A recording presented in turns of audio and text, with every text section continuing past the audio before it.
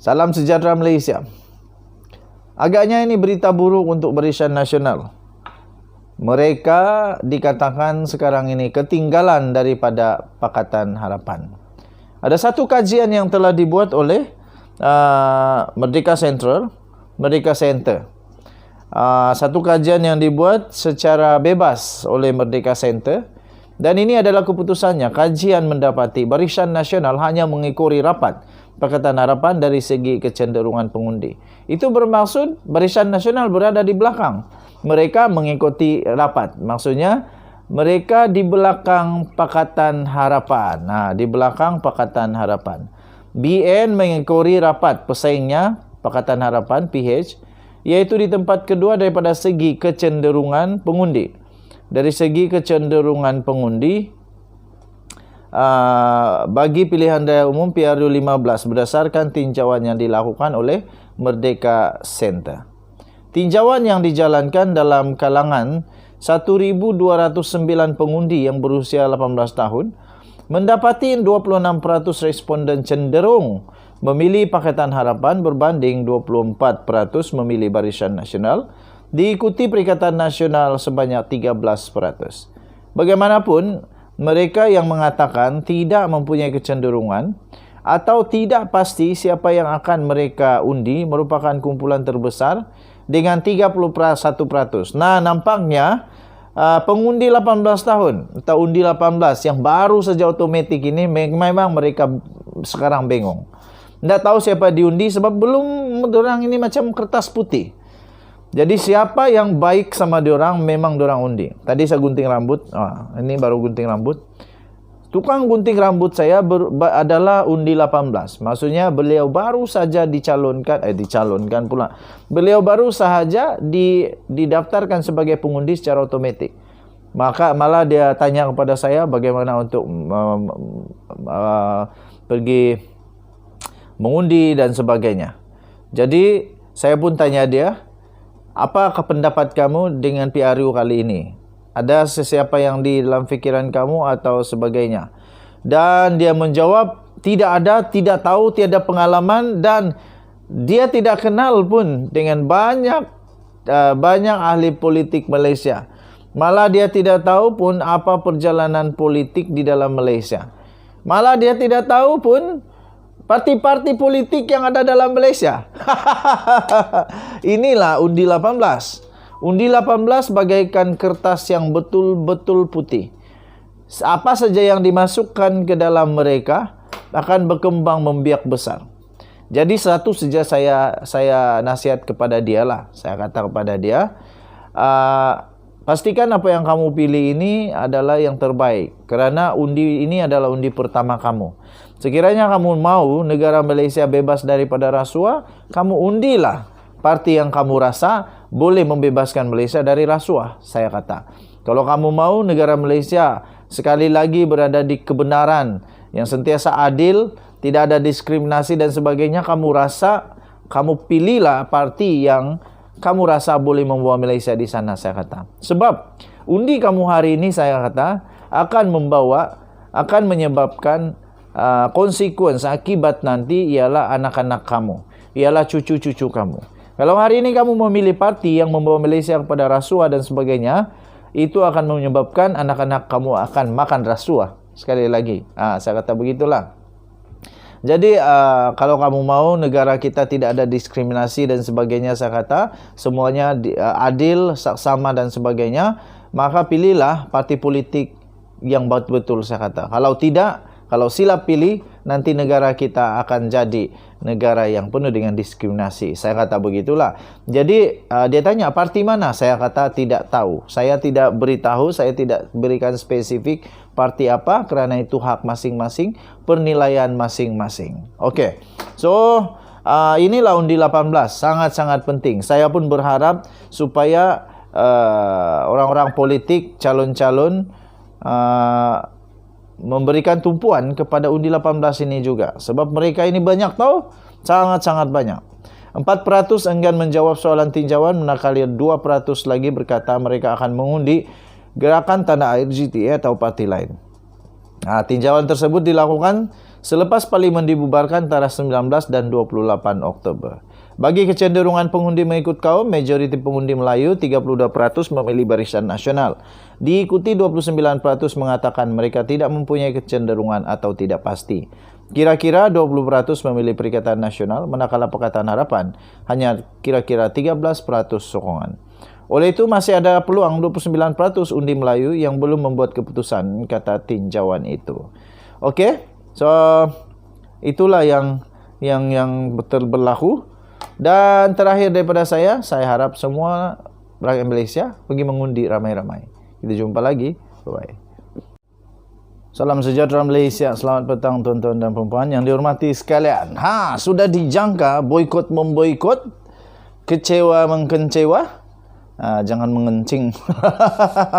Kecewa pasti akan terjadi dan akhirnya boikot memboikot jadi betul-betul kali ini. Barisan Nasional pasti bergegar kali ini. Barisan Nasional pasti dalam bahaya besar, entah apa akan terjadi, tapi ini memang satu perkara yang amat duka cita bagi Barisan Nasional. Setelah diumumkan calon-calon, setelah diumumkan siapa calon dari parti mana dan sebagainya, MCA Batu tutup bilik gerakan dan ikrar boikot kempen PRU. Halawi, apa jadi dengan Barisan Nasional ni? Macam mana rakyat mau sokong kalau sudah ada begini, boikot memboikot? Aduh. MCA bahagian Batu dilaporkan telah menutup bilik gerakan pilihan rayanya. Dalam keadaan marah dan kecewa hari ini, yang direkam dalam video yang tular di media sosial. Ini Zahid Hamidi kena jawab lah. Dia kan pengurusi Barisan Nasional. Dalam video pendek yang berdurasi kira-kira 13 saat itu, kelihatan sekumpulan lelaki menjerit sambil merobohkan spanduk berwarna biru dari hadapan sebuah lot kedai. Ia dikongsi dengan keterangan lagi pemberontakan dalam Barisan Nasional. MCA boikot calon MIC Parlimen Batu. Aduh, susah ini. Calon BN untuk Batu menjadi perbalahan. Kerana pengerusi gabungan itu Ahmad Zahid Hamidi pada mulanya telah mengumumkan calon dari MIC, Kohilan Pillay, akan bertanding untuk kerusi itu. Bagaimanapun sehari kemudian, Presiden MCA Wee Ka Siong berkata, partinya akan bertanding di kerusi itu. Dakwaan yang segera dinafikan oleh Presiden MIC, S.A. Vigneswaran. Bagaimanapun MCA menegaskan mereka diberi kerusi itu sebagai pertukaran untuk MIC menerima padang serai dan seterusnya mengumumkan Yu Tiong Look sebagai calon mereka. BN akhirnya mengesahkan bahawa Kohilan akan kekal sebagai calon gabungan itu untuk Batu. Dilaporkan oleh Sin Chiu Daily bahawa Yu dan Ketua Bahagian MCA Batu Lim Beng Hian mengetuai kira-kira 20 orang untuk menurunkan kain rentang dan menutup pusat operasi pada hari ini. Wow, ini memang mengejutkan amat. Yu enggan mendedahkan butiran perkara, hanya berkata bahawa tindakan mereka hari ini adalah kerana bahagian itu begitu sangat marah. Sementara itu Lim berkata seluruh bahagian tidak berpuas hati dengan keputusan untuk tidak meletakkan calon MCA di Batu. Katanya kami tidak ada pilihan selain menutup bilik gerakan. Pada mulanya semua orang masih mempunyai harapan, tetapi tidak lagi. Semua orang sangat kecewa. Oleh itu kami datang ke sini pada hari ini untuk menyelesaikannya, kata kenyataan itu. Tambahnya lagi, tiada pilihan lain. Kami perlu menerima keputusan ini. Tetapi kami pasti tidak akan pergi berkempen atau hadir semasa pencalonan, kata Lim. Nah, ini betul-betul lah. Memang betul-betul amat mendukacitakan Barisan Nasional. Untuk rekod pada tahun 2018 yang lalu, calon bebas Prabakaran Parameswaran telah menang dengan majoriti 24,000. Woi, jauh betul meninggalkan calon daripada parti-parti ataupun gabungan yang lain. Prabakaran dalam dia bertanding dalam calon bebas, dia menang sangat jauh meninggalkan calon-calon yang lain. Adakah kali ini BN boleh menang atau PH boleh menang, atau tetap calon bebas yang akan menang? Nah, kita tengoklah nanti. Tapi yang pasti memang perbalahan besar di dalam Barisan Nasional sedang terjadi. Sangat-sangat besar.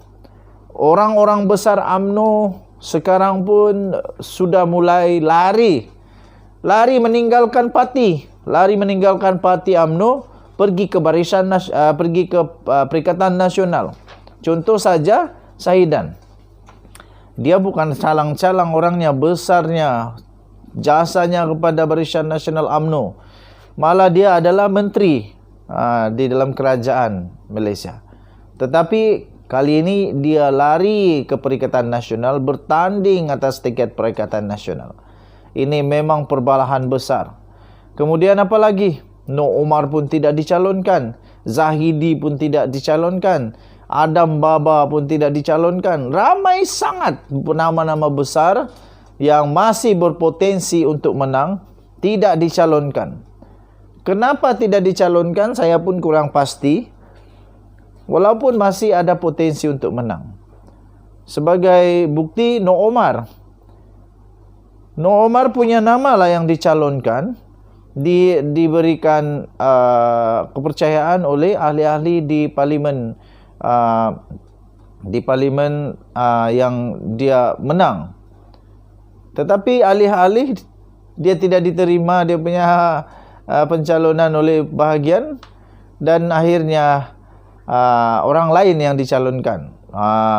Jadi itu memang mengecewakan lah, tapi tidak pasti apa yang akan Noh Omar buat pula. Okey, harap-harap Noh Omar punya penyokong tidak baik boikot lah, macam MCA Batu ini. Mereka ikrar akan boikot kempen. Mereka betul-betul beritahulah terus terang bahawa mereka akan boikot kempen dan tidak akan hadir penamaan calon besok. Okey, so tuan-tuan dan puan-puan yang dihormati sekalian, inilah yang terjadi di saat-saat akhir dalam politik Malaysia. Inilah yang akan terjadi, yang sudah dijangka pun. Sudah dijangka. Malah, jangan lupa, Pakatan Harapan pun mungkin juga ada jadi macam begini. Kita tengoklah nanti. Seperti yang terjadi di Gombak. Lain Rafizi kata, lain pula yang Anwar Umum. Begitulah yang terjadi, tuan-tuan dan puan-puan yang dihormati sekalian. Jadi esok penamaan calon masih ada peluang untuk berubah, sebab segala sesuatu boleh berubah dalam masa beberapa jam saja. Mungkin yang diumumkan bakal calon A, B, C, tapi nanti besok penamaan calon yang sebenar akan berubah pula jadi D, E, F pula, orang lain pula. Segala-galanya boleh berubah. Kita nantikan saja. Nah, harap-harap ada berubah. Harap-harap juga tiada yang berubah. Harap-harap semuanya okey sajalah. Yang penting jangan bergaduh. Kita jumpa lagi. Bye-bye.